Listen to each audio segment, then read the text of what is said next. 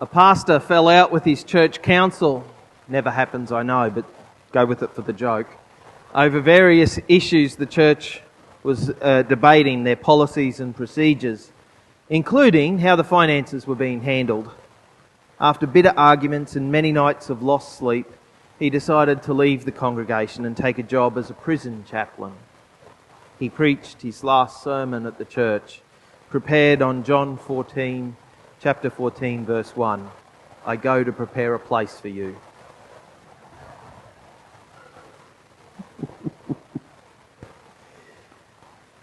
As I said, today is Christ the King, and this year, as I was thinking about the day and some of the readings, my mind went to an interesting place that I thought I'd take you on a bit of a journey with me. When humanity lived in small clans or families, our thought was just for those that we could see, those who were part of our group, our family. If we wanted a leader, it was often a matriarch or more often a patriarch. The other was anyone outside of our family or our clan. And the other could be a dangerous or scary individual or a group of people. They were to be feared and rejected for safety's sake. As humanity grew, we started to farm. We became sedentary. We organised into towns and villages. In those towns and villages, most people were related to one another in one form or another. If not by blood, then probably by marriage, at some level, even distantly. At least you had an idea there of who everyone was. You knew each other in the town or village. You knew who they were and where they fit into your society. The other, then, was the outsider, someone from outside our town or village. We started to get worried and build walls around our town or our village. We looked for someone, we might have called them a mayor, who would lead us, probably someone advanced enough in years that would have the knowledge and experience to lead. Then as our towns and villages grew, they started to organise into cities.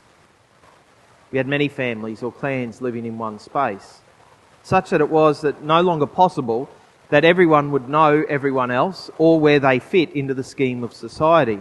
So we organised into classes of people to help us make sense of it all. This artisan or that merchant was of a higher class than that beggar over there. Very quickly we started down the idea of kings or nobility to lead us. The other in that was anyone who didn't live within our city walls or the immediate countryside around them that supplied the city with food. The other was to be shunned. We put up big walls around our city because all of a sudden we've got stuff we need to protect. And then the cities began to band together and organise into nations. Multiple towns, multiple cities, all gathered together, united usually by a common language or a common heritage. We began to speak of an origin story. This is who we are. This is where we came from. Often in the early days of nations, the people were homogeneous in their ethnicity and race. And the other then became those who don't look like us, who don't talk like us, those who don't have the same origin story as us. We cemented the idea of king as a leader, and we cemented their position with the idea that they were divinely placed there. And those kings, if they were ambitious, turned to expansion via conquest and war. That idea of kings, it lasted for centuries, well, probably millennia. But our world continued to expand. Or rather, the world began to shrink as our technology began to expand our reach. Our understanding of the world continued to expand. Our ability to navigate our world expanded.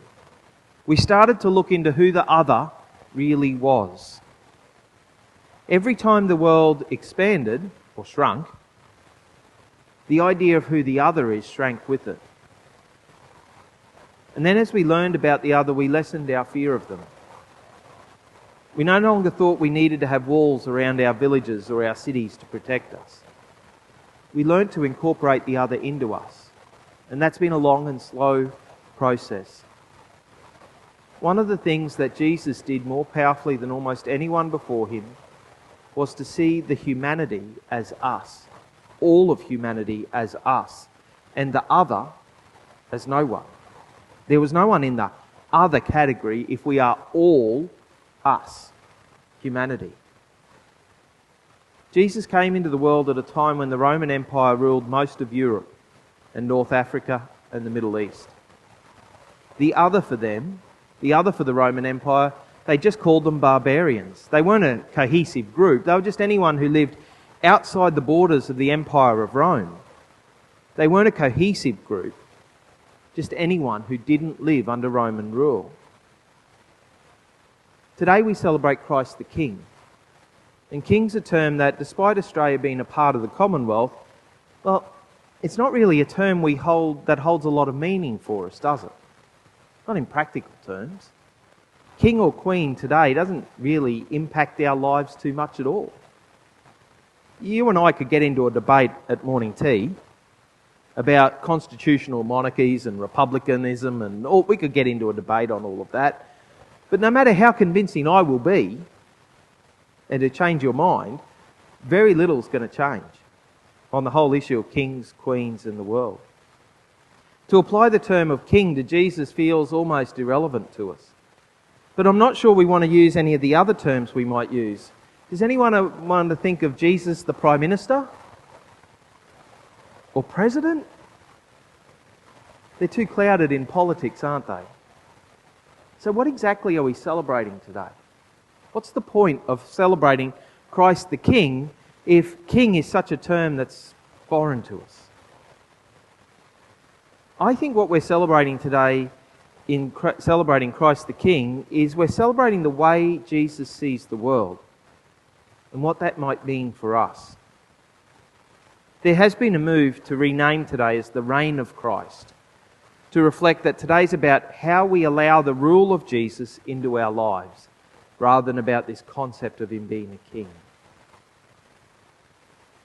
If you're here today, though, I'm going to assume that you want to live as someone who recognises the rule of Jesus in your life, and someone who wants to look beyond that and ask, how does the way Jesus see the world, how does it impact the way I see the world? And what does that mean for us? As I said, Jesus showed in his life, with few exceptions, that he saw humanity as the us and no one else as the other. There were no walls around his city.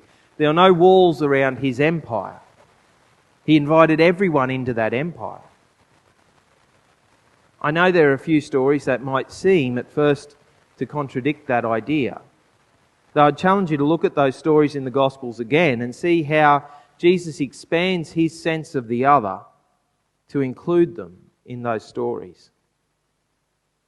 I want to highlight to you today that we should all see ourselves on this same journey as Jesus was on, towards seeing the whole humanity as a part of the us. This is an important growth point for us in our faith. There was an American theologian and professor of theology and human development named James Fowler, who proposed in 1981 to have models of the stages of faith development. His work from 40 years ago has been so influential that it's still taught in seminaries and in theological studies today.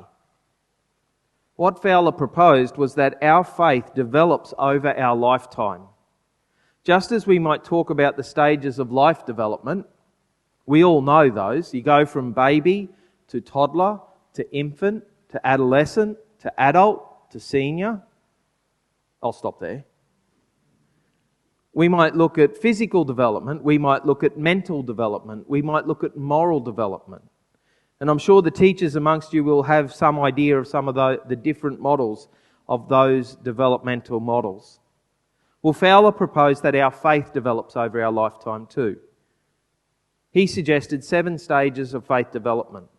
What I want to do is take you through the 7 stages very quickly. We're going to skim the surface of it.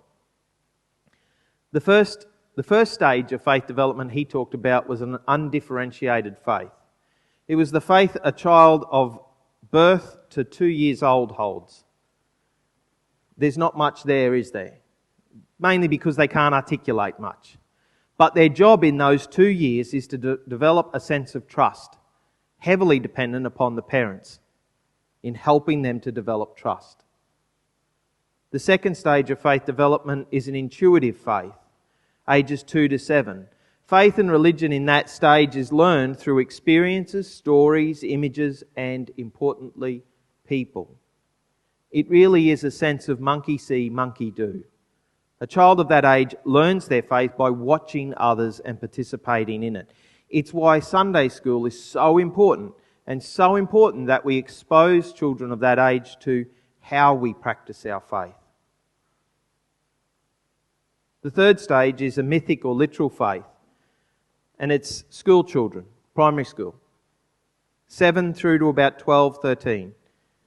There is in that age a strong sense of justice and belief in the fairness of the world, or that the world should be fair. If you don't think I'm right on that one, ask yourself, have you ever met a 9-year-old who's not concerned with things being fair? Metaphors and symbols in that stage of faith are taken very literally. So taking a child of that age and saying to them, no, Jesus is real, the Easter Bunny isn't, they don't get it. They're both real to them, as real as unicorns and pixies at the bottom of the garden. The fourth stage of faith, that adolescence to early adulthood, is what we call a synthetic faith. And it's focused on the idea of conformity to authority and religious development as a personal identity. There may be conflicts that they begin to encounter with their beliefs and what they perceive in the world. But those inconsistencies are threats and have to be rejected. The fifth stage, mid-20s to late 30s, is an individuated faith. An individual takes responsibility, personal responsibility, for their own beliefs and their feelings. And reflection on your beliefs tends to begin. And this leads to an openness to the new complexities that those previous inconsistencies bring up. The sixth stage is a conjunctive faith. The individual resolves the conflicts from the previous stages. They start to have a very complicated understanding of their faith, where they resolve those modern world issues with what their faith teaches them.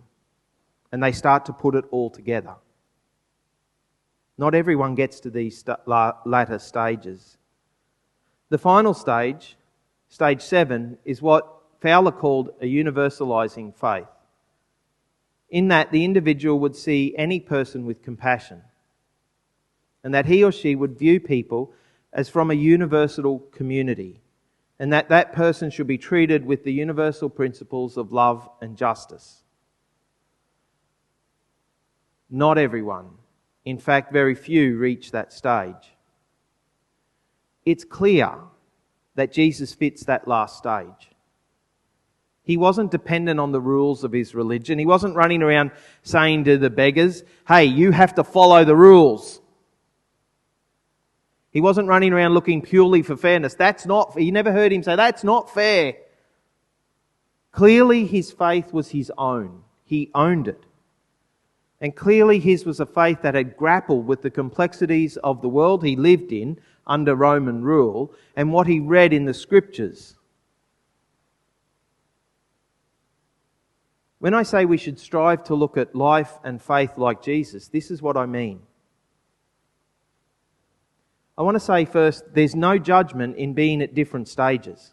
One stage is not the better than the other. One stage is not wrong. These are stages we all need to grow through, hopefully to reach this final stage that Jesus' example calls us to. I mean, you and I should strive for this 7th stage that sees everyone on earth as part of our in-crowd of humanity. We should have the love and grace for everyone that Jesus had. That's what it means to have the rule of Christ or the reign of Christ in your life. We should see that there is no other out there that we can reject.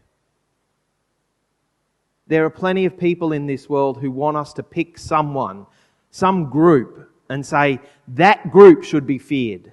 They should be shunned. They should be neglected, unloved or unaccepted. But if we want to talk about Jesus ruling in our hearts, then our hearts have to strive for that. We have to reject that kind of thinking of the world and take on Jesus' kind of thinking. I want to challenge you, really challenge you this week. As I said, the end of the church's year, the end of the liturgical year. What do we do at New Year's Eve? You know, you get them on TV, all the retrospectives of last year. I want to challenge you to really look at your last year. Have a chance to think about, well, what stage am I really at? I suspect many church people become stalled at a particular stage that has nothing to do with our age. The first stages may be associated with age, but those latter 3 or 4, they have nothing to do with how old we are. Some of you will say, but I can't remember those 7 stages, Christian. I printed them out for you. Be brutally honest with yourself. Be harsher than you might normally be. And ask yourself the question, what stage am I genuinely at? Now look at your last year. What did you do to grow from one stage to the next in your faith? Did you decide in this past year to go deeper with Bible study? Commit yourself to more prayer time? Open yourself up to teaching from religious leaders through other study, reading books, listening to things? Did you talk to other Christians about your faith and what it means? Our society grew from hunter-gatherer family groups to the cities and nations we have today. And we are called to grow beyond that, to recognise humanity as the us. Just as our understanding of who was in charge and who was the other has grown and changed over time, Jesus presented the world with an understanding that saw us all as the us. All of us who deserve to be in the sphere of love, of God's love and embrace. And today we celebrate that fact. We seek to emulate it in our lives. We come to the end of the liturgical year and we celebrate that we want Jesus to rule in our hearts. So it seems the perfect time to do this self-assessment on whether that's true for us or not. It's time to take stock of what we did to grow in our faith. What were the results? And did our faith grow or did it stagnate? And most importantly, how will we commit ourselves this coming year to growing our faith? In the name of the Father and the Son and the Holy Spirit. Amen.